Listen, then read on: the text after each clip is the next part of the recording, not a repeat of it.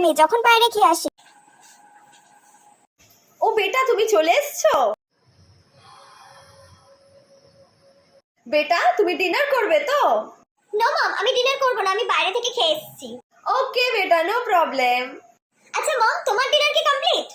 না বেটা, আমি তো ডিনার করিনি। আমি তো ভেবেছিলাম তুমি আসলে একসাথে ডিনারটা করব। ও শিট, তাহলে তুমি যাও গিয়ে ডিনারটা কমপ্লিট করে নাও। ওকে ওকে বেটা। ও বেটা শোনো, তোমার যদি খিদে পায় রাতে তাহলে পিৎজা বা বার্গার কিছু একটা অর্ডার করে দিও। ওকে ওকে মম, আমি এখন ঘুমাতে গেলাম, আমি ভীষণ tired. Okay good night. Okay বেটা, গুড নাইট, সুইট ড্রিম। টাটা, গুড নাইট মম। আমি যখন বাইরে খেয়ে আসি। এমানা, তুই চলে এসেছিস? এনে গরম গরম ভাত বেড়ে দিয়েছি, তাড়াতাড়ি হাত মুখটা ধুয়ে খেতে বস, বুঝলি? না গো মা, আমি না একদম ভাত খাবো না, আমার একটু খিদে নেই গো। কি? এতগুলো ভাত করেছি তোর জন্য রেখে দিয়েছি, তুই রাতে না খেয়ে ঘুমাবি? এত বড় সাহস তোর! এই শয়তান মেয়ে, তুই বাইরে নিশ্চয়ই চপ ফুচকা কিছু খেয়ে এসেছিস, তাই না? ওই রিঙ্কি বলেছিল একটু ফুচকা খাওয়ার জন্য, আমি শুধু একটু ফুচকাই খেয়েছি, আর কিছু খাইনি। তুই তো ওইসবই খাবি তুই।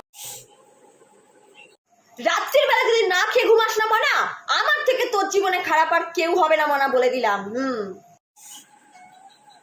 তাড়াতাড়ি যা, হাত মুখ ধুয়ে চলে আয়, আমি খাবার বেড়ে রেখেছি।